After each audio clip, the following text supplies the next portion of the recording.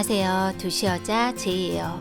동춘 175와 용인 세브란스 병원이 함께하는 찾아가는 건강 클래스 마지막 시간, 치매 예방법에 대한 강연을 듣기 위해 동춘 175에 왔어요. 가족들까지도 힘들게 한다는 무서운 질병이 치매라고 하잖아요.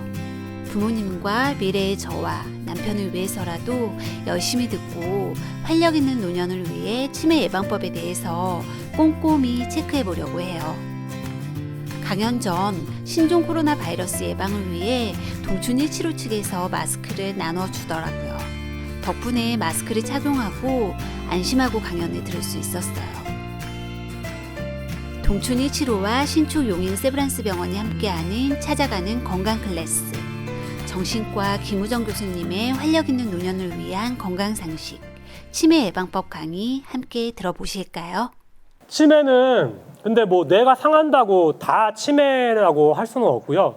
여기 보시는 것처럼 일상생활에 어려움이 생겨야 됩니다.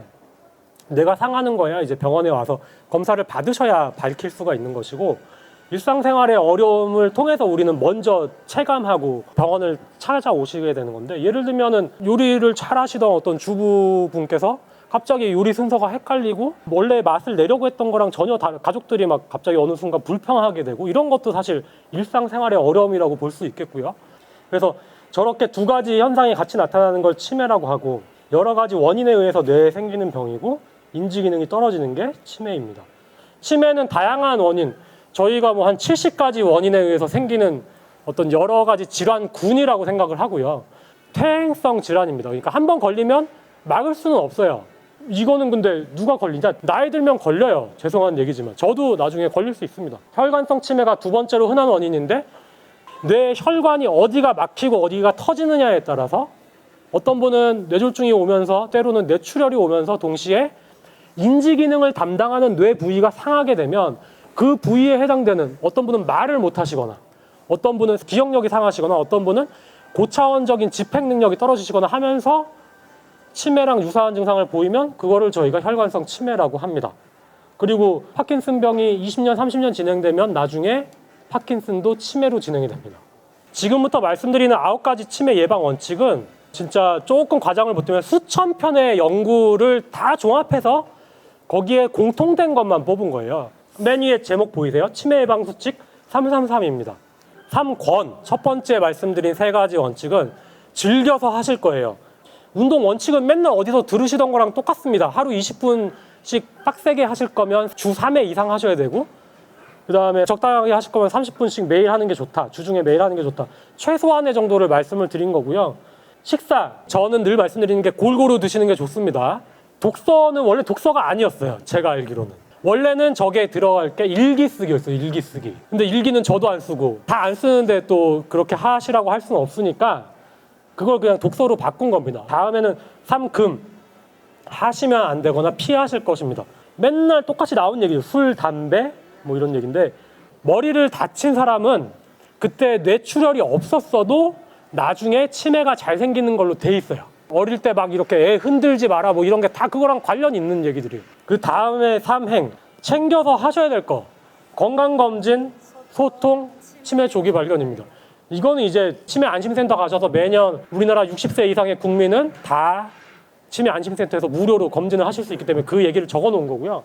소통은 내가 어디 다리가 불편해가지고 직접 만나지 못할 거면 전화라도 해서 친구랑 말을 하면서 뇌를 쓰잖아요. 그러니까 좋고, 그 다음에 건강검진은 아까 제가 잠깐 말씀드렸지만 60세 이상이신 분들은 나라에서 해드리는 2년마다 한 번씩 해드리는 건강검진상에 이미 뇌검진을 받고 계셔요. 보시면 15문항으로 돼 있어서 요걸 이제 쭉 답변을 하시게 되면 나중에 이제 통보서 받으실 때 치매가 의심된다 뭐 이런 식의 어떤 결과 통보가 같이 나옵니다.